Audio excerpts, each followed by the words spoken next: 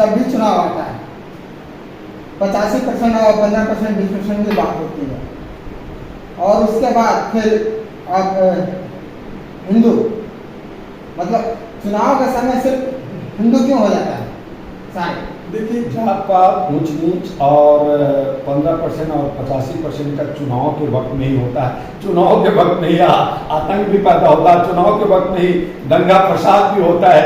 ये सब चुनाव के वही हथकंडे, ये पार्टियां एक्चुअल में सब खत्म होनी चाहिए। पार्टी का जो सिस्टम है ये अब जो है जनता जनप्रतिनिधि नहीं चुन रही है। अब तो पार्टी का वो तय कर लेते हैं कौन प्रधानमंत्री बनेगा, कौन मिनिस्टर बनेगा, कौन लूटेगा, कौन जो है क्या करेगा, ये पहले से सब तय कर लेते हैं। तो ये व्यापार का एक सिस्टम है, उस पर काम कर रहे हैं। हालांकि होना चाहिए कि भारत के प्रधानमंत्री और चीफ मिनिस्टर जनता के द्वारा चुनी जानी चाहिए। यहाँ पे पॉलिटिकल अमेंडमेंट एक्ट होना चाहिए। यहाँ पे जो चुनाव आयोग है उसे मजबूत होना चाहिए।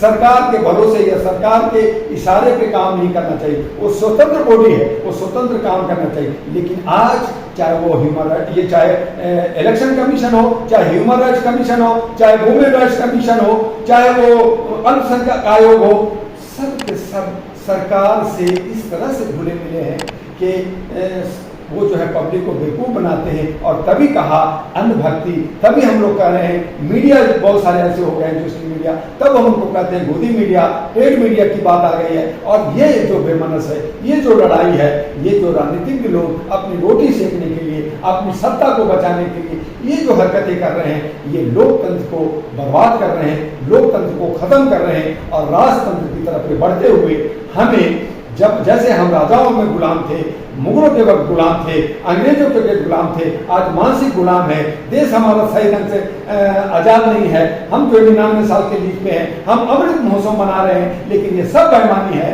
और ये सब मुट्ठी भर लोग हम पे शासन कर रहे हैं। तो ये अब जनता को, जो हमारे नौजवान हैं, महिलाएं हैं, बच्चे हैं, इनको जागना होगा। Raise your voice on human rights की आवाज देनी होगी अपने हक के लिए, तभी हम अपने लोकतंत्र को, अपने देश को बचा सकते हैं। मैं आपके चैनल से ये मैं मैसेज भी देना चाहता हूं कि जागो जनता, बदलो सिस्टम, और नौजवान अपने देश को बचाओ, ये जात पात को मिटाओ। एक जो जिस तरह से यूसीसी लाया गया है, एक कानून की बात की जा रही है, तो आप UBA बनाओ, यानी कि यूनिवर्सल भारत मानवता का एक पूरा हम मानव है, उसका एक संविधान लाओ कि हम सब एक हैं और एक रहेंगे। और अनेकता में एकता का फूल महकता हुआ हम देश को भारत वर्ष कहेंगे, ना हम हिंदुस्तान कहेंगे, ना हम इंडिया में इंडिया कहेंगे, हम कहेंगे भारत है, हम भारतीय हैं, तभी हमारा देश आगे बढ़ेगा।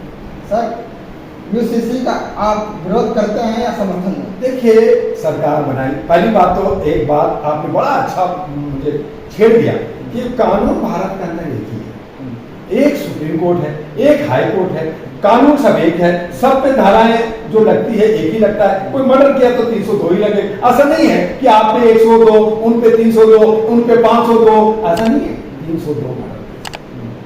अगर रेप है तो उसका है, आपने अवहेलना किया तो उसके अलग एक्ट है। तो सब कानून एक ही है, लेकिन आपने समाज के अंदर बांट रखा है कि बड़े को अलग होगा, छोटे का अलग होगा, मुसलमान कुछ करें, सिख कुछ करें, आदिवासी एक्ट कुछ करें। तो उसके लिए सबके लिए कहा कि भारत के अंदर एक कानून। मैंने कहा अच्छी बात है, लेकिन कहीं ऐसा ना हो जाए कि जिस तरह से RTI बना और कहा कि हम प्रधानमंत्री, राष्ट्रपति और रक्षा मंत्री इन सब पे RTI नहीं लगेगा, और जो है छोटे छोटे दुकानदारों पे, छोटे छोटे व्यापारियों पे RTI लगेगा। कहीं ऐसा ना हो जाए कि ये जो सिविल कोड है कि आपने तो एक बना दिया, लेकिन कहा कि हम सब VIP लोग हैं, उसके लिए अलग है, और छोटे लोगों को दबाएंगे, मारेंगे, काटेंगे, अस्मा लगाएंगे, ये लगाएंगे, एक्ट लगाएंगे और उसको फंसाएंगे। अगर आपकी नीयत ठीक है कि एक कानून होना चाहिए, तो एक राष्ट्रभाषा भी होना चाहिए, एक राष्ट्र, एक धर्म भी होना चाहिए, एक समानता होनी चाहिए। आप सब कीजिए ना, अच्छी बात है, हम तो समर्थन करते हैं, मैं समर्थन करता हूं, उसका विरोध नहीं कर रहा, लेकिन नियत क्या है वो देखना होगा। आप कहीं बांटने रहे, कहीं आप लड़ाना तो नहीं चाहते, कहीं आप ये तो नहीं चाहते कि सिख लोग आवाज उठाएं, मुसलमान आवाज उठाएं, आदिवासी आवाज उठाएं, वो लड़े मिले भिड़े और मैं बीच में वोट लेके 2% 4% लेकर के उसमें जो है थोड़ी सी पानी छिड़क करके अपना फायदा उठा करके मैं सत्ता में काबिज रहूं, कहीं वो तो नियत नहीं है। ये देखना होगा। अगर देश का नियत ठीक है, ईमान ठीक है, उनकी मनसा ठीक है, तो मैं कहता हूं भारत का एक कानून होना चाहिए और भारत का एक सिविल, एक पहचान होनी चाहिए। आज वही फ्रांस, आज ऑस्ट्रेलिया और दूसरे देश, चाइना भी चाहता है कि एक समानता होनी चाहिए, मतभेद नहीं होना चाहिए। मैं भी कहता हूं कि मतभेद दो, मत करो ना, आप हिंदू मुस्लिम सिख ईसाई मत करो, ऊंच नीच मत करो, कहो कि हम सब भारतीय हैं, यही तो है। तो भारतीय कहो तो हो गया, हो गया यूसीसी तो बनाओ।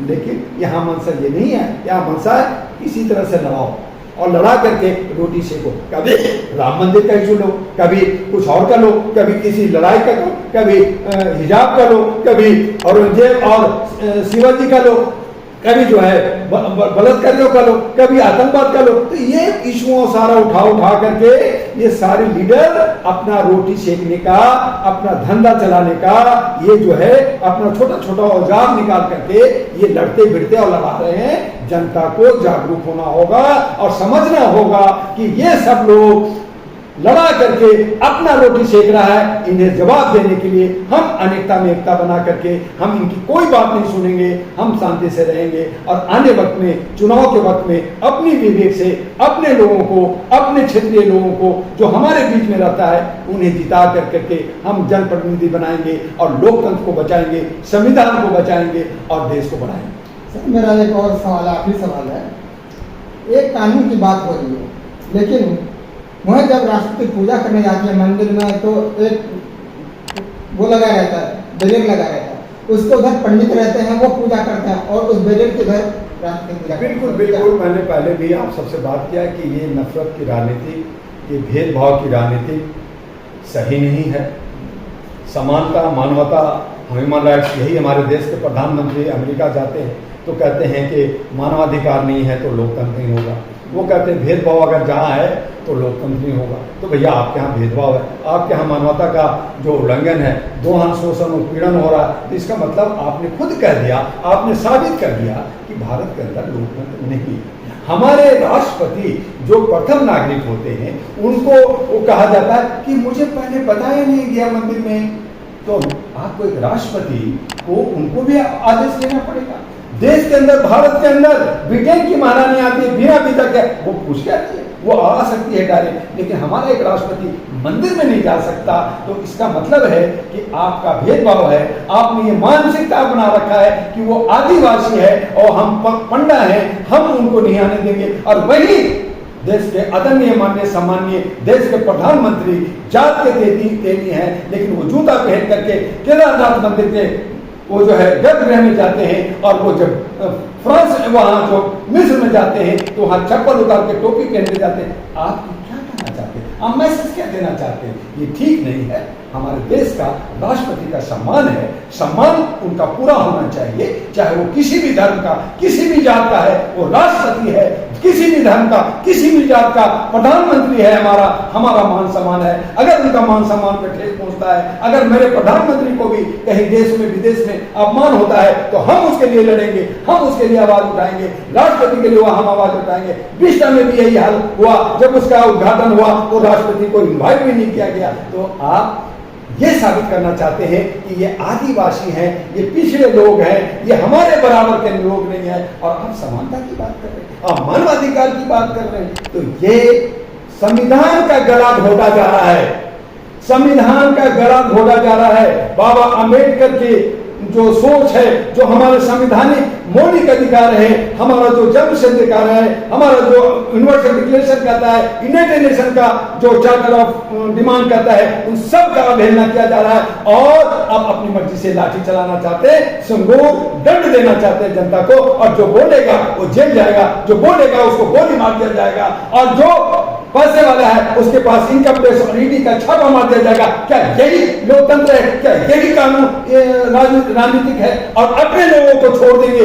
अपने को बचाएंगे, और जो आपके शरण में आ जाएगा आप उसको छोड़ दोगे, चाहे वो कितना बड़ा करप्ट हो, कितना बड़ा घोटाले वाले बात हो, आप उनको छोड़ दोगे, और जो आवाज उठाएगा उसके आवाज को बंद कर दिया जाएगा। इसका मतलब है कि आप गुलाम राष्ट्र बनाना चाहते हो, आप हिंदू राष्ट्र नहीं बनाना चाहते हो, आप हमारे हक नहीं देना चाहते हो, हम हक लेके रहेंगे। आपके लिए तो थैंक यू। दोस्तों अभी आपने देखा डॉक्टर दुआ जी से बात थी, व्यक्ति रेड्डी समन्ता, अपराध अंसारी साहब, कई समन्ता, दिल्ली।